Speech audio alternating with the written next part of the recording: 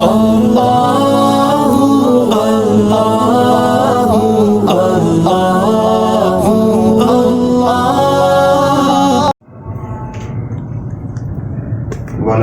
للمتقين والصلاة والسلام على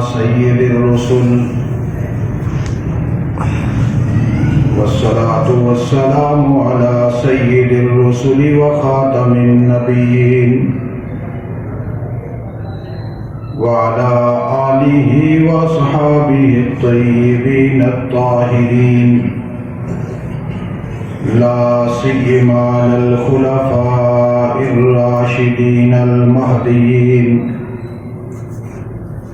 ولعنة الله على أعدائهم وأعداء الإسلام والمسلمين. أما بعد، أعوذ بالله من الشيطان الرجيم. بسم الله الرحمن الرحيم. هو الذي بعث في الأميين رسولا منهم يتلو عليهم آياته ويزكيهم ويعلمهم الكتاب والحكمة وإن كانوا من قبل لفي ضلال مبين. قال الله تبارك وتعالى في مقام آخر: لقد كان لكم في رسول الله أسوة حسنة. صدق الله العظيم. اللهم صل على سيدنا ومولانا محمد وعلى آل سيدنا ومولانا محمد وبارك وسلم وصل عليه صلاة دائما أبدا أبدا على حبيبك خير الخلق كلهم. هو الحبيب الذي ترجى شفاعته لكل حول من الأحوال مقتحم.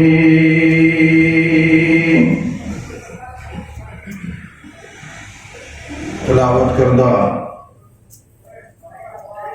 قرآن حکیم کا مختصر اور جامع حصہ امام الانبیاء صلی اللہ علیہ وسلم کی سیرت طیبہ کے لیے اساس اور بنیاد کی حیثیت رکھتا ہے. انہی آیات کی اساس پر ہر جمعہ میں سیرت محمد رسول اللہ تربیت اصلاح کی غرض سے تدریجاً بیان کی جاتی ہے. اسی عنوان کے تسلسل میں سن 2 ہجری کے واقعات میں سے اور احکام میں سے ایک بڑا حکم جسے جہاد اور قتال کہا جاتا ہے،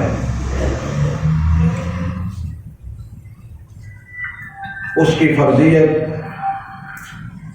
اور اس کی مبادیات بیان ہو رہی تھی. گزشتہ جمعہ میں نے بیان کیا تھا کہ اللہ رب العالمین نے قرآن پاک میں بڑے حسین الفاظ میں یہ بات واضح فرمائی کہ جب میں اپنے مجاہدین کو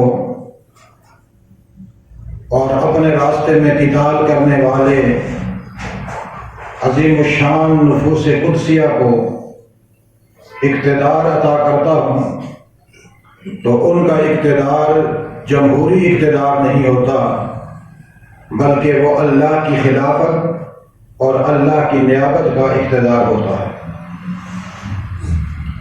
اور اس میں مرکزی عنوان اور مرکزی نشانیاں اقامت صلاۃ، ایتاء زکوٰۃ، امر بالمعروف اور نہی عن المنکر ہوا کرتی ہیں۔ اگر آپ نے زمین پر اللہ کے نائبوں کی حکومتوں کو دیکھنا ہے، خلیفۃ اللہ کا اصلی چہرہ دیکھنا ہے، تو ان کی ریاست میں، ان کے اقتدار میں،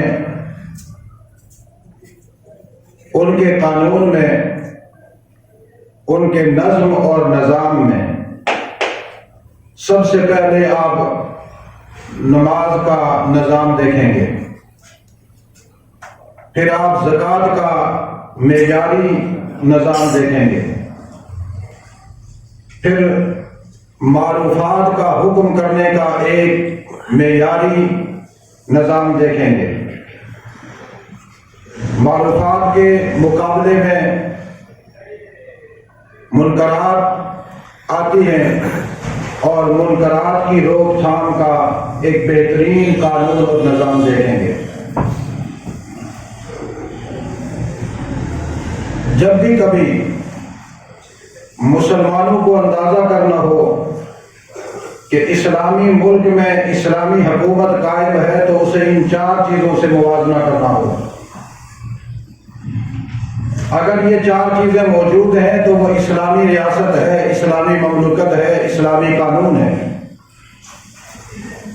اور اگر یہ چار چیزیں موجود نہیں تو وہ اسلامی حکومت بھی نہیں، اور نہ ہی وہ اسلامی ریاست کہلانے کی حقدار ہے۔ نتیجتاً اللہ نے فرمایا وَلِلَّهِ عَاقِبَةُ الْأُمُورِ،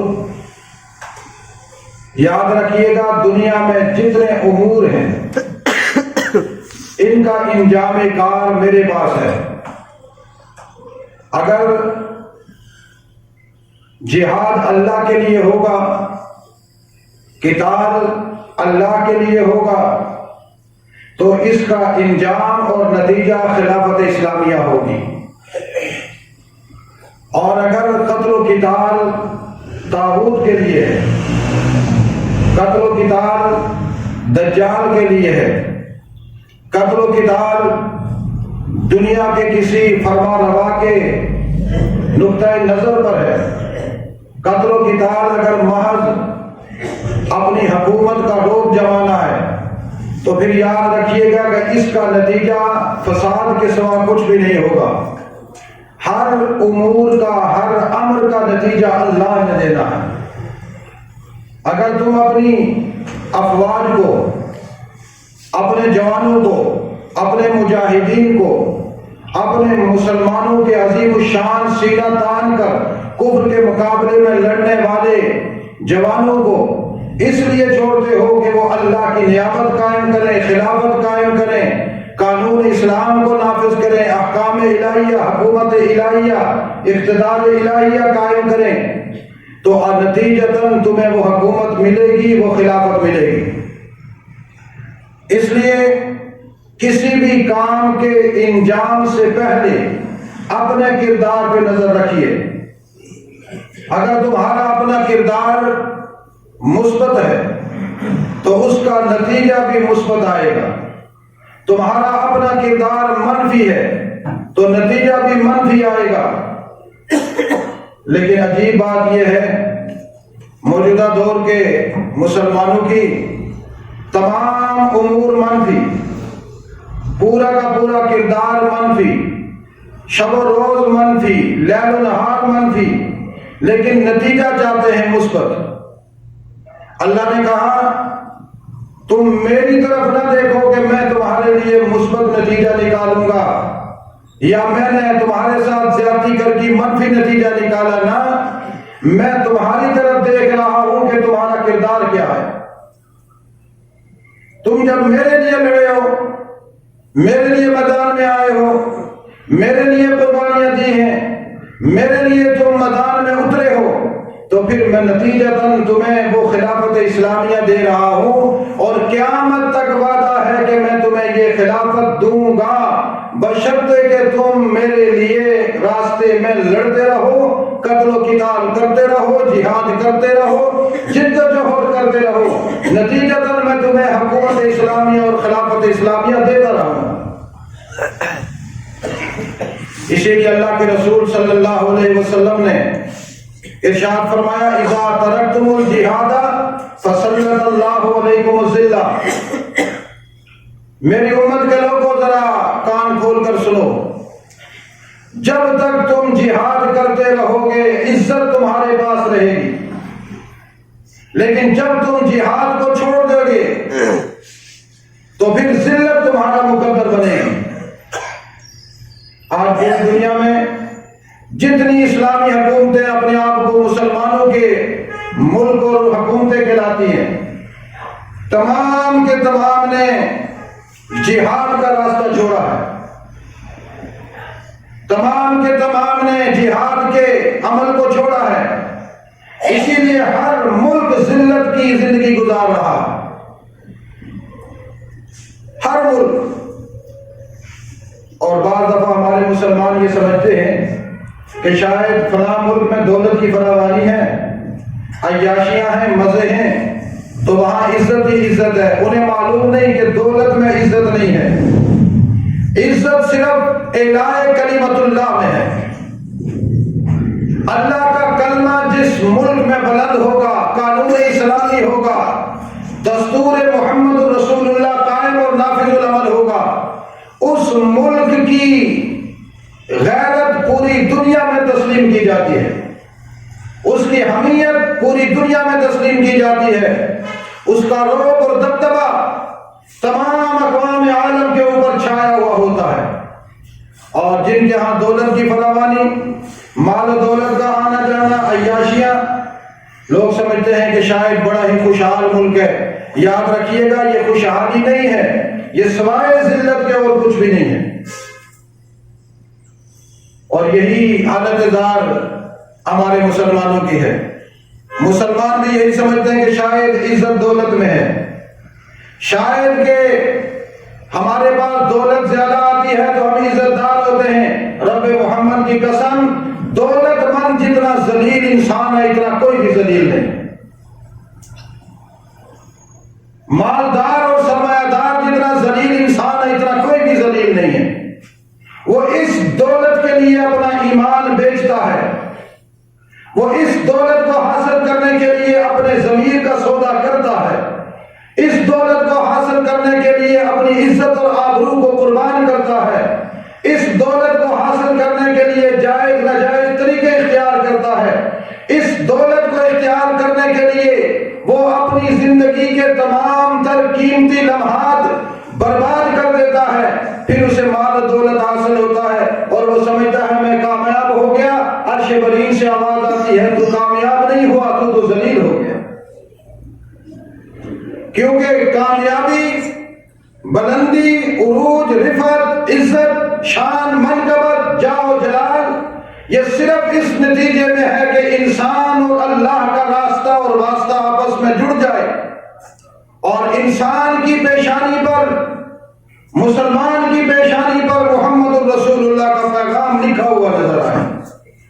دنیا کے جس خطے میں مسلمان جائے اس کی پیشانی پہ یہ نمایاں لکھا ہوا نظر آئے کہ یہ جناب محمد الرسول اللہ کا امتی ہے، آپ کی امت کا پیغام رساں ہے، حضور کی شریعت کا پیغام دینے والا حضور کا نمائندہ ہے۔ اس لیے اللہ نے کہا وَلِلَّهِ عَاقِبَةُ الْأُمُورِ، یہ قانون اپنے ذہن میں رکھ لو مسلمان عالم، تمام امور کا انجام اللہ کے پاس ہے، جیسی کرنی ویسی بھرنی، تم اس دنیا میں جو کرو گے انجام وہی ملے گا۔ جب تم جہاد کا راستہ چھوڑو گے ذلت تمہارا مقدر بنے گی۔ وَلِلَّهِ عَاقِبَةُ الْأُمُورِ۔ آج پوری دنیا میں اسلامی مملکتیں جو اپنے آپ کو اسلامی مملکتیں کہتی ہیں، بظاہر سر جوڑ کر بیٹھنے کی کوشش کرتی ہیں کہ ہم کس طریقہ سے مسلمانوں کو ذلت سے بچائیں، لیکن جب بیٹھتے ہیں تو راستے وہی اختیار کرتے ہیں جو ذلت کے راستے ہیں۔ اسی راستے پہ چلتے ہیں کہ جس میں سوائے ذلت کے اور کچھ بھی نہیں ہے۔ اللہ کے قرآن نے، محمد رسول اللہ کے فرمان نے کائنات انسانی میں مسلمانوں کو یہ قانون دیا ہے کہ اگر تم دنیا میں باعزت زندگی گزارنا چاہتے ہو تو پھر اپنی حکومتوں میں نمایاں کردار جہاد کا رکھو، نمایاں کردار قتال کا رکھو۔ اور اسی جہاد اور قتال کی روک تھام کے لیے آج کل کے جدید فکر نے ایک نیا سبق پڑھانا شروع کیا کہ جی دوسرے کی رائے کو برداشت کرو۔ یہ میرے نوجوانوں کو پڑھایا جاتا ہے کہ دوسرے کی رائے کو برداشت کرنا سیکھو، دوسرے کی رائے کا احترام کرو۔ اور آج کل کا پڑھا لکھا مسلمان جو اپنے آپ کو محمدی کہلاتا ہے وہ بھی یہ پیغام لے کر آ گئے، دیکھو جی میں نے بات کی، آگے سے وہ غصے میں ہو گئے، دوسرے کی رائے کا احترام کرنا ہی نہیں آتا۔ بالخصوص یہ جو مولوی ہیں ان کو تو دوسرے کی رائے کا احترام کرنا ہی نہیں آتا۔ کیا تمہاری رائے ہے جس کا ہم احترام کریں؟ کون سی وہ تمہاری بات ہے کہ جس کو ہم برداشت کریں؟ بتلاؤ ہم سے کیا برداشت کروانا چاہتے ہو؟ ذرا بلی تھیلے سے باہر تو لاؤ کہ کیا برداشت کروانا چاہتے ہو ہم سے؟ کیا تمہارے دماغ میں چل رہا ہے اور تمہاری فکر میں چل رہا ہے؟ ذرا سامنے تو لاؤ۔ جی رائے کیا جملہ کہتے ہیں؟ یہ دوسرے کی رائے، ٹھیک ہے لے آؤ اپنی رائے۔ جب رائے دیتے ہیں تو پھر رائے دیتے ہیں محمد رسول اللہ کے بارے میں، رائے دیتے ہیں تو قرآن کے بارے میں، رائے دیتے ہیں تو احکام شرعیہ کے بارے میں، رائے دیتے ہیں تو صحابہ محمد کے بارے میں، اور ایسی نفوس قدسیہ کے بارے میں کہ جن کے ایمان اور عمل پر قرآن کی سطریں گواہ ہیں۔ اور رائے ان کی وہ ہوتی ہے جو گٹر میں بھی پھینکنے کے قابل نہیں، اس سے بھی زیادہ غلیظ ہوتی ہے۔ اب دیکھیے یہ رائے ہے، مثلا ایک آدمی کہے میری رائے یہ ہے کہ حضور کے بعد کوئی اور بھی نبی ہے، یہ رائے ہے؟ آپ بتائیں۔ ایک آدمی کہتا ہے حضور خاتم النبیین ہے، ٹھیک ہے تمہارے یہاں مانتے ہیں، لیکن میری رائے میں حضور کے بعد بھی نبی ہے، اس کو رائے کہیں گے؟ ایک آدمی کہتا ہے کہ جی قرآن بالکل صحیح لاریب کتاب ہے، لیکن میری رائے یہ ہے کہ قرآن پاک میں کہیں گڑبڑ ہوئی ہے، کیا یہ رائے ہے؟ بولیے اس کو کوئی رائے کہتا ہے؟ یہ تو ایسا ہی ہے جیسے کوئی پیشاب کو آب زمزم کہنے لگ جائے اور کہے دیکھیں جی میری رائے ہے، رائے ہوتی ہے، میری رائے کا احترام کرو۔ اگر کوئی آدمی پیشاب کو برتن میں ڈال کر کہے کہ یہ مائع طاہر ہے، پاکیزہ پانی ہے، تو آپ اس کی رائے کا احترام کریں گے یا جوتا اٹھا کر ماریں گے؟ بولیے، جوتا اٹھا کر منہ پہ ماریں گے۔ الو کے پٹھے پیشاب کو تو پانی کہتا ہے، وہ کہے گا میری رائے ہے، میری رائے کا احترام کرو۔ تم کہو گے کہ نہیں نہیں میاں یہ رائے نہیں، یہ گندگی ہے۔ اسی طرح دجالی فکر کے کارندے، یہ میرا جملہ نوٹ کیجئے، میں تمام اپنی گفتگو میں دجال کی افکار کا احاطہ کرنے کی کوشش کرتا ہوں۔ تمام دجالی کارندے یہ پیغام دے رہے ہیں مسلمانوں کو کہ دوسرے کی رائے گندی ہو یا صحیح ہو اس کو برداشت کرو، اس لیے کہ ان قریب دجال اکبر نے آنا ہے، وہ اپنی رائے دے گا میں خدا ہوں، اور اس کے ماننے والے جب اس کی ربوبیت کا، اس کی الہیت کا، اس کی قدرت کا اعلان کریں، ماننے کا، رائے کا اظہار کریں، تو تاکہ مسلمان اس کو برداشت کرنے لگ جائیں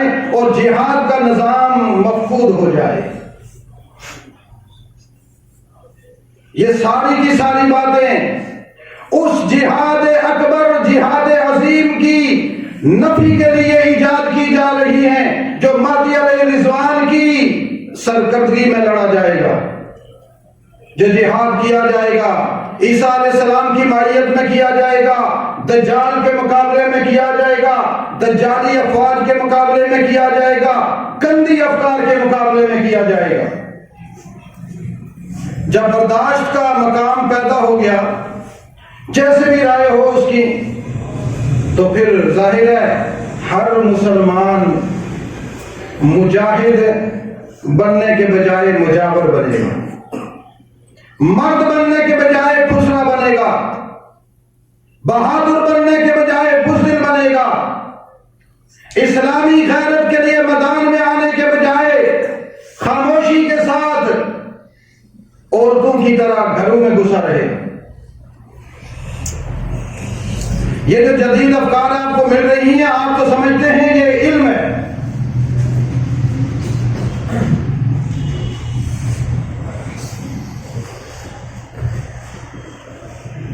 اور علم بھی کہاں سے؟ یہ علم ہے کہاں سے آیا ہے؟ کون سا علم ہے؟ علم آیا کہاں سے؟ علم ان کی طرف سے آیا جنہوں نے آج تک محمد رسول اللہ کو تسلیم نہیں کیا۔ یہ علم کہاں سے آیا؟ جنہوں نے آج تک محمد رسول اللہ کو تسلیم نہیں کیا۔ یہ یہودی افکار ہیں جس کو علم کہتے ہو، یہ یہودی افکار ہیں جس کو تم تہذیب کہتے ہو، یہ یہودی افکار ہیں جس کو تم روشنی کہتے ہو، یہ یہودی افکار ہیں جس کو تم کامیابی کا راستہ کہتے ہو۔ علم تو رسول اللہ کے قدموں سے نکل کر آیا ہے، علم تو رسول اللہ کے غلاموں کے قدموں سے چل کر آیا ہے۔ میں اسے علم نہیں مانتا جو رسول اللہ کے قدموں سے نہ آیا ہو، میں اسے علم نہیں مانتا جو اصحاب محمد کے جوتوں سے نہ آیا ہو، اور مجھے اسی علم پر فخر ہے جو چلتا چلتا صحابہ اکرام کے قدموں میں جا پہنچا، جو چلتا چلتا رسول اللہ کے قدموں میں جا پہنچا، اس سے آگے کوئی علم نہیں۔ یہ جو علم تمہارے پاس ہے اس کو اپنے پاس رکھو، تم ہی اس پر عمل کرو۔ میں اپنے نوجوانوں سے کہتا ہوں، ایک قانون یاد رکھو، علم وہی ہے جو رسول اللہ سے چل کر آیا ہو۔ علم کون سا ہے؟ اونچا بولو، جو رسول اللہ سے چل کر آیا ہو، جو قرآن میں ہے، احادیث میں ہے۔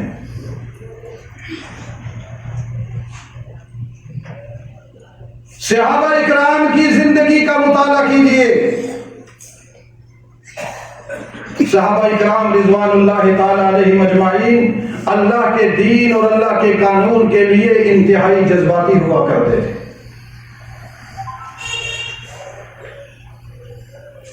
کیا کہا میں نے؟ صحابہ اکرام اللہ کے دین کیا تھے؟ اونچا بولو، کیا تھے؟ جذباتی ہوا کرتے، غیرت مند تھے، ہر وقت جلال میں رہتے تھے، جلال میں۔ صحابہ اکرام کا جلال تو ایسا تھا کہ سورج بھی ان کے جلال سے شرما جایا کرتا تھا،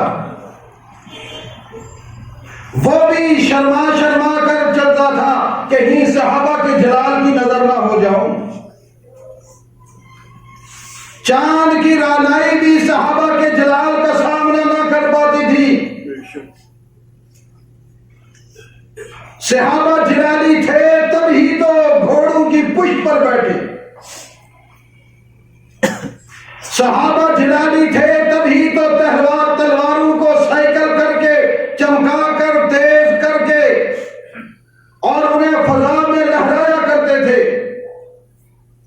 صحابہ اکرام جلالی تھے تب ہی تو میدان جہاد میں اترا کرتے تھے، صحابہ جلالی تھے تب ہی تو میدان میں جب اترتے تھے تو آسمان بھی ان کے نظارے کیا کرتا تھا، زمین بھی ان کے نظارے کیا کرتی تھی، سورج بھی ان کے نظارے کیا کرتا تھا، چاند کی روشنی بھی ان کے نظارے کیا کرتی تھی، ہوا کے جھونکے نظارے کرنے آیا جایا کرتی تھی، لیل و نہار کا نظام ان کے جذبہ ایمانی کو دیکھنے کے لیے بیتاب رہتا تھا۔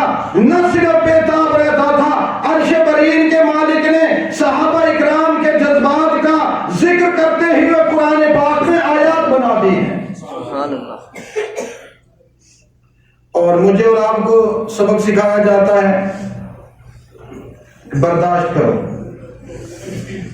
کیا کہا جاتا ہے؟ برداشت۔ یہ برداشت کا میں اس لیے سمجھا رہا ہوں کہ آپ بھی اس کی نظر ہو جاتے ہیں۔ آپ ہی لوگوں کو دیکھو جی فلانی جگہ ہم نے جمعہ پڑھا، وہ مولوی صاحب بڑی جذباتی ہیں، یہ اتنا جذباتی نہیں ہونا چاہیے۔ فلانا مسلمان سے میری گفتگو ہوئی، وہ جذباتی ہو گیا، اتنا جذباتی نہیں ہونا چاہیے، دوسرے کی رائے کا احترام کرنا چاہیے۔ تو رائے دینا، دسترخوان پہ ہم 4 کھانے رکھیں اور ان میں سے وہ جو مرضی کھائے ہم اس کی رائے کا احترام کریں گے۔ مرغی کھائے، موٹا گوشت کھائے، چھوٹا گوشت کھائے، دال کھائے، سبزی کھائے، جو مرضی اس کی رائے ہے، جو اس کا دل آئے کھائے۔ ہم نے کب اس کی رائے کا احترام نہیں کیا؟ ہم نے پانی بھی رکھا، پیپسی بھی رکھی، کوکا کولا بھی رکھی، کوئی اور لولا بھی رکھی، جو مرضی بھی ہے ہم اس کی رائے کا احترام کریں گے۔ اس کی ذات کے متعلق کھانے پینے کی دنیاوی زندگی کے اعتبار سے جو مرضی وہ کھائے، خریدے، کام کرے، نوکری کرے، مزدور بنے یا افسر بنے، ہم اس کی رائے کا احترام کرتے ہیں۔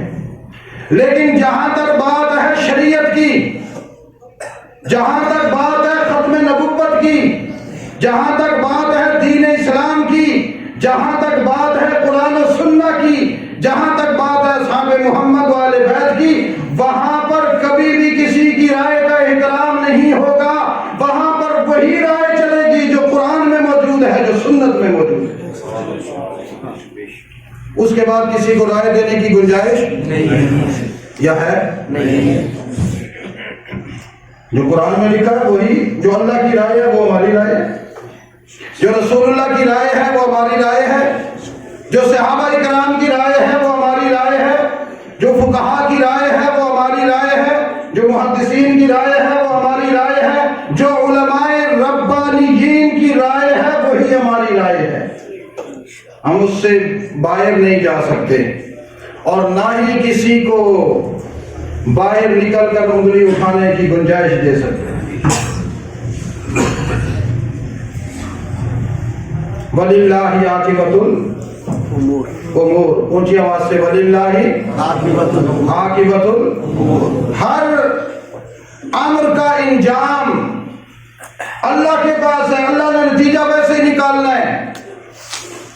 اور اگر تم ان اپنے محسنوں کی رائے پر چلو گے، برداشت کا مادہ پیدا کر کے رکھو گے، کہو گے ہم برداشتی ہو گئے، رائے کا احترام کرنے والے، تو خدا کو تم سے کوئی غرض نہیں۔ اللہ تعالیٰ کو کوئی پرواہ نہیں ہے، وہ تمہاری جگہ نئی قوم لے کر آئے گا، اس سے اپنا کام لے گا۔ وہ قادر مطلق ہے، وہ لے آتا ہے۔ وہ اگر انسان کام نہ کرے تو پرندوں سے لے لیتا ہے، چیونٹیوں سے لے لیتا ہے، سانپوں اور بچھو سے لے لیتا ہے، اس نے تو کام لے لینا ہے۔ لیکن مجھے اور آپ کو سمجھایا کہ اگر تم نے پاکیزہ زندگی گزارنی ہے دنیا میں تو صرف اور صرف تمہارا نظام رسول اللہ کے قدموں میں ہونا چاہیے۔ رہ گئی بات کہ کچھ لوگ نہیں مانتے، حضور کی بات کو نہیں مانتے، صحابہ کی بات کو نہیں مانتے، قرآن کی بات کو نہیں مانتے، علماء کی بات کو نہیں مانتے، نہ مانیں۔ وَيُكَذِّبُوكَ فَقَدْ كَذَّبَتْ قَبْلَهُمْ، اے پیغمبر جب یہ آپ کی باتوں کو جھٹلاتے ہیں تو یہ کوئی نئی بات تو ہے نہیں، آپ سے پہلے بھی لوگوں نے انبیاء اور رسولوں کو جھٹلایا۔ قوم نوح وعاد وثمود وقوم ابراہیم وقوم لوط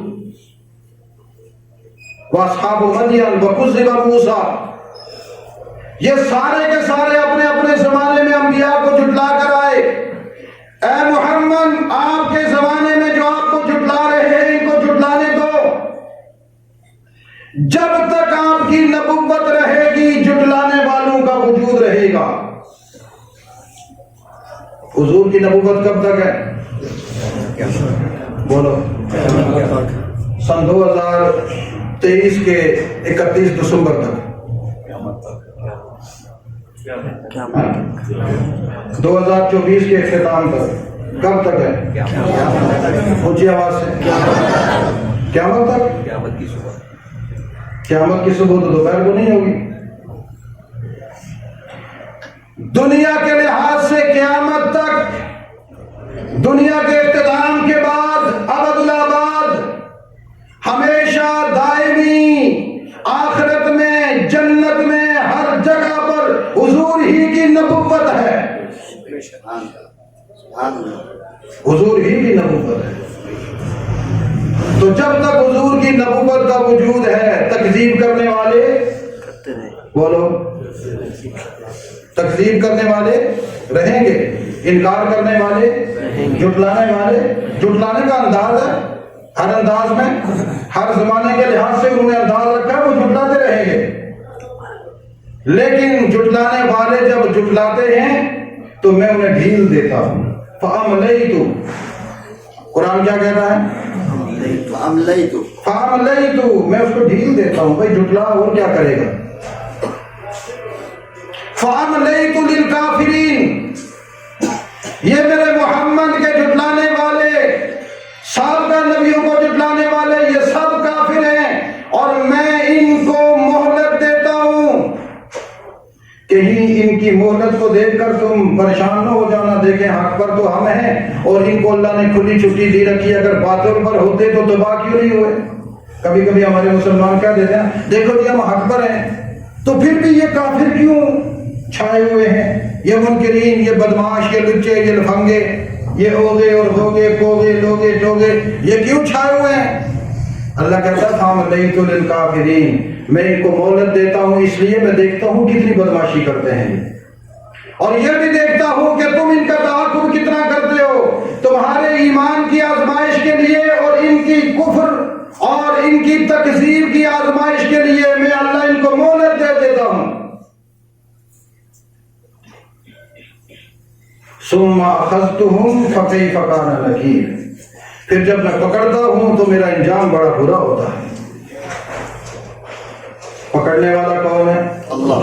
سارے بولو اللہ، اور اونچی آواز۔ پکڑنے والا کون ہے؟ اللہ۔ مہلت دینے والا کون ہے؟ اللہ کہتا ہے میں مہلت دیتا ہوں، ان کو مہلت دیتا ہوں، تمہاری بھی آزمائش ہے، ان کی بھی آزمائش ہے۔ وہ کتنا آگے بڑھ کر جائیں گے، کہاں تک بمباری کریں گے، کہاں تک جنگ کریں گے، کہاں تک لڑیں گے، کہاں تک تکذیب کریں گے، کہاں تک اپنی افکار پھیلائیں گے، کہاں تک دولت لگا کر مسلمانوں کے مال کو، مسلمانوں کے ایمان کو غصب کریں گے، سلب کریں گے۔ ان کی آزمائش ہے، میں تمہاری بھی آزمائش کرتا ہوں، تم کب تک، کہاں تک استقامت دکھاتے ہو یا ان کے قدموں میں جا گرتے ہو۔ لیکن نتیجہ یہ ہے کہ میں پکڑتا ہوں، جب میری پکڑ آ جائے پھر میں چھوڑتا نہیں ہوں، پھر میں چھوڑتا۔ اللہ تعالیٰ ہمیں اپنی پکڑ سے محفوظ فرمائے۔ یاد رکھیے کہ آج کی گفتگو کا خلاصہ صرف اتنا ہوا کہ شریعت اسلامیہ نے یہ قانون دیا، تمام امور کا انجام اللہ کی طرف ہے۔ اگر مسلمان اچھے امور بجا لائیں گے تو نتیجہ اچھا، تمام امور برے لے کر آئیں گے تو نتیجہ برا۔ البتہ یاد رکھیے گا کہ حضور کی تکذیب کرنے والوں میں شامل نہ ہونا، ورنہ جہاں حضور کی تکذیب کرنے والے اس دنیا میں کفار ہیں، میدان قیامت میں بھی کافروں سے اٹھائے جائیں گے۔ اس لیے حضور کی طرف جب منسوب بات آ جائے کہ یہ حضور کا عمل ہے، حضور کی سنت ہے، اس کو فوراً لے لیا کرو۔ کیا کیا کرو؟ اونچی آواز سے۔ یہ ہمارے نبی کی بات ہے، ہمارے نبی کا طریقہ ہے، ہمارے اوپر لازمی ہے، بس بات ختم۔ اللہ ہمیں عمل کی توفیق نصیب۔ لقد يسرنا القرآن للذكر فهل من مدكر